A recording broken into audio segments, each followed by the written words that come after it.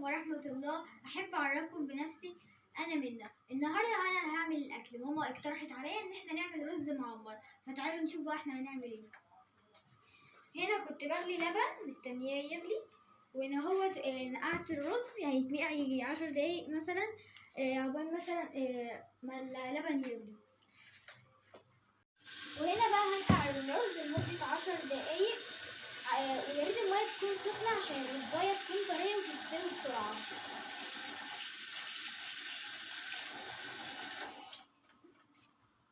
وهنيجي هنا بقى نشوف المقادير.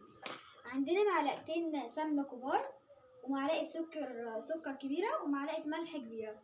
وهنا البرام اللي احنا هنعمل فيه الرز المعمر. وهحط بقى البرام في الفرن عشان زي ما ماما عودتني، عشان يكون سخن والرز يستوي فيه بسرعة.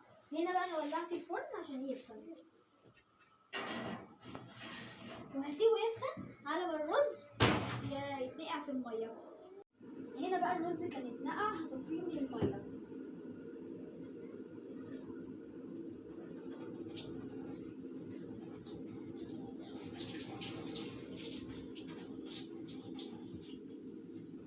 صفيناه من المية كويس. هاجي بقى ايه، هطلع البرام من الفرن بعد ما اخد حرارة الفرن خلاص.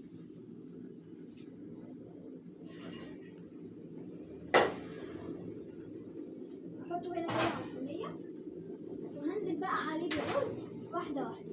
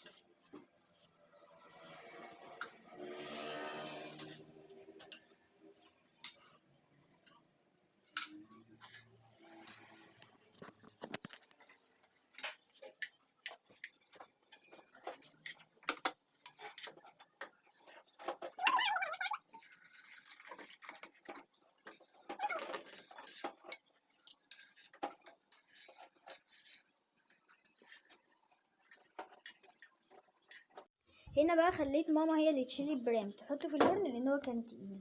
وولعنا الشوايه. الاطفال ما يمسكوش، ما يخلوش الشوايه هم يولعوها، يخلوا ماما هي اللي تولعها عشان ما يتلسعوش. هنا بقى ولعنا الشوايه عشان الرز ياخد وش احمر كده، وولعنا معاه البوتاجاز عادي عشان الرز يستوي من تحت. واول ما الرز بياخد وش احمر بنطفي الشوايه ويكمل سوا عادي. بس كده احنا هنسيبه بقى يستوي، واول ما يستوي هنطلعه بقى ونفرجكم على الجمال. دلوقتي البرام اخد الوش الاحمر اللي احنا عاوزينه، وطفينا الشوايه، وهو دلوقتي استوى من تحت عادي، وهنطلعه دلوقتي ونفرجكم عليه.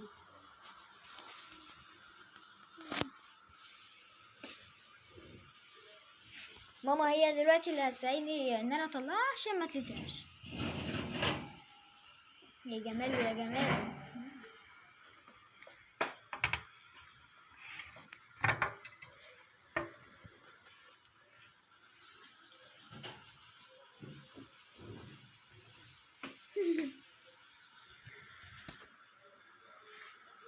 دلوقتي زي ما انتم شايفين شكله عامل ازاي، والاطراف مستويه. ايه رايكم بقى فيه؟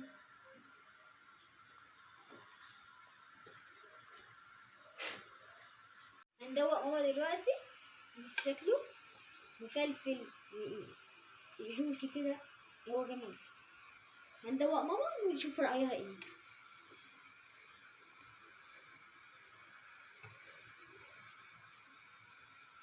ايه رايك؟ جميل يا منى، تسلم ايدك.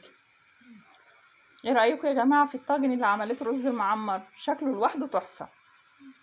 يسلم ايدك يا منى. وبكده خلصنا الفيديو.